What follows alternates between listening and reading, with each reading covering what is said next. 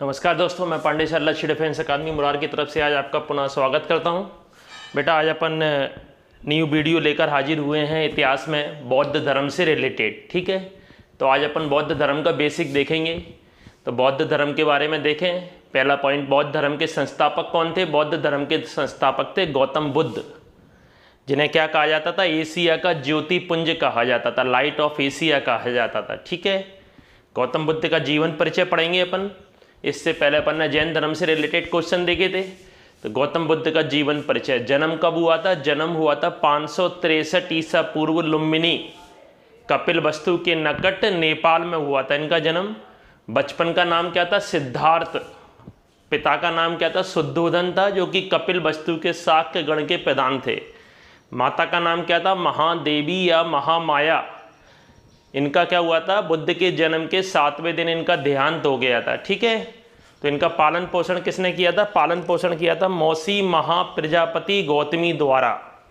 पत्नी का नाम क्या था? यशोधरा। अन्य नाम क्या मिलते हैं? गोपा, बिंबा, भद्रकच्छा, भी कई जगह अन्य नाम मिलते हैं। और पुत्र का नाम क्या था? राहुल। तो आज अपन बौद्ध धर्म से रिलेटेड बेटा गौतम बुद्ध के बारे में उनका जीवन परिचय पढ़ रहे हैं। ठीक है, बौद्ध धर्म और जैन धर्म से एक ना एक क्वेश्चन आपको पेपर आगे देखेंगे बेटा अपन। गौतम बुद्ध के जीवन परिचय में घोड़े का नाम था कंदक। घोड़े का सारथी जो था इनका वो छन्न था। प्रिय शिष्य इनका कौन था? आनंद, चचेरा भाई था जो कि। पहली शिष्या कौन थी इनकी? महाप्रजापति गौतमी, जो इनकी मौसी थी। मृत्यु कहाँ हुई थी? 483 ईसा पूर्व मल्लों की राजधानी कुशीनगर में। इनके बारे में एक इंपॉर्टेंट पॉइंट क्या है कि इनका जन्म, ज्ञान प्राप्ति और मृत्यु सभी घटनाएं कब हुई थी? बैसाख की पूर्णिमा को हुई थी बेटा। ठीक है, सारी की सारी घटनाएं, जन्म, ज्ञान प्राप्ति और मृत्यु, सभी घटनाएं बैसाख की पूर्णिमा को हुई थी।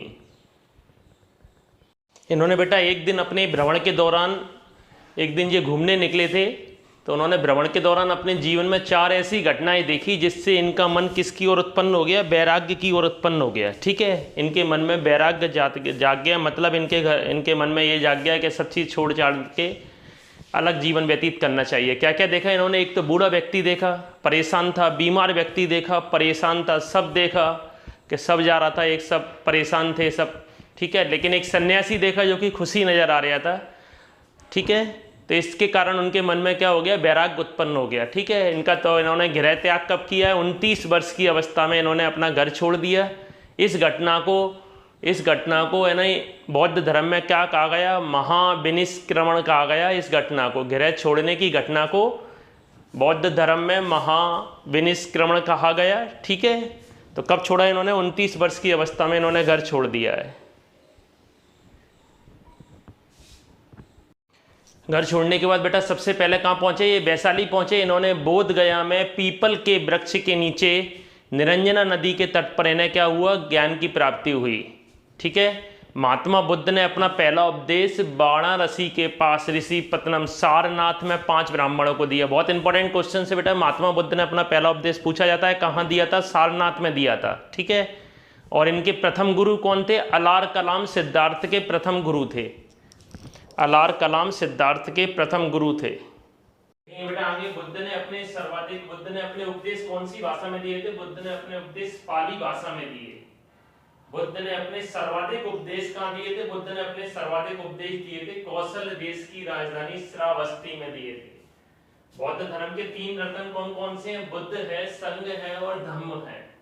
महात्मा बुद्ध के अनुयायी कौन थे? महात्मा बुद्ध के अनुयायी का मतलब महात्मा बुद्ध के शिष्य बन गए थे। कौन थे? बिंबिसार और उदयन।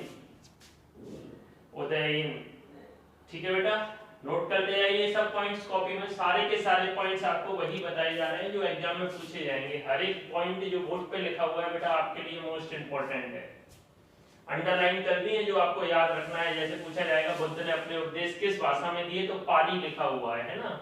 सर्वाधिक उपदेश कहाँ दिए थे? तो श्रावस्ती में दिए थे। अनुयायी कौन थे? बिंबिसार और उदयन। बुद्ध के जीवन से संबंधित प्रतीक बताए गए बेटा कुछ। इनके जन्म के लिए प्रतीक क्या बताया गया है? कमल और साण बताया गया है। गृह त्याग को क्या बताया गया है? घोड़े पर बैठकर जब ये घूम रहे थे आपको बताया था, तब इनके मन में वैराग्य उत्पन्न हो गया था। ज्ञान के लिए क्या प्रतीक बताया गया है? पीपल बताया गया है, जिसे क्या कहा गया है? बोधि वृक्ष कहा गया है।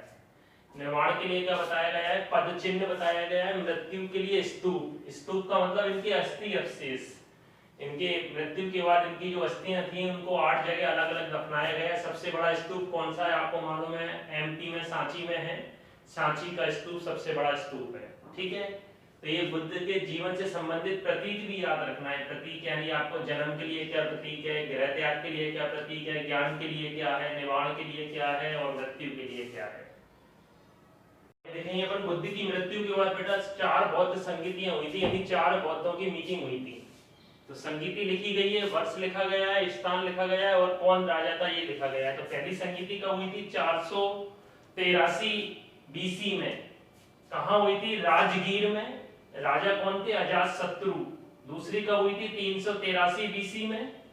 तीसरी कब हुई थी, 255 बीसी। बीसी का मतलब ईसा पूर्व, पाटलिपुत्र में अशोक राजा थे उस समय। और चौथी कब हुई थी, 72 ईस्वी में, कुंडलवन कश्मीर में।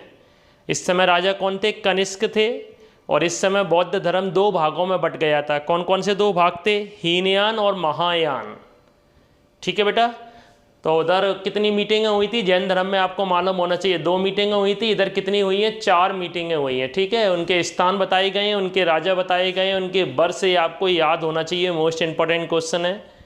बौद्ध धर्म में त्रिपिटक, त्रिपिटक का मतलब बौद्धों के साहित्य कौन कौन से हैं ये आपको याद रखना है। विनय पिटक, सुत्त पिटक और अभिधम्म पिटक, ये 3 साहित्य बताए गए हैं। ठीक है बेटा, तो आज अपन बौद्ध धर्म से रिलेटेड जो अपन ने बेसिक पढ़ा उसकी क्लास यहीं ख़त्म करते हैं। ठीक है, ये सारा आप नोट करके इनको याद करना है आपको। नेक्स्ट वीडियो में अपन इसके मल्टीपल चॉइस क्वेश्चन MCQ लेकर हाजिर होंगे। ठीक है, तो बेटा अगर समझ में आ रहा है और अच्छा लग रहा है तो बेटा वीडियो को लाइक और सब्सक्राइब जरूर करें। आज के लिए इतना ही। जय हिंद, जय भारत। ठीक है, आप सभी खुश रहें, स्वस्थ रहें, पढ़ाई करें।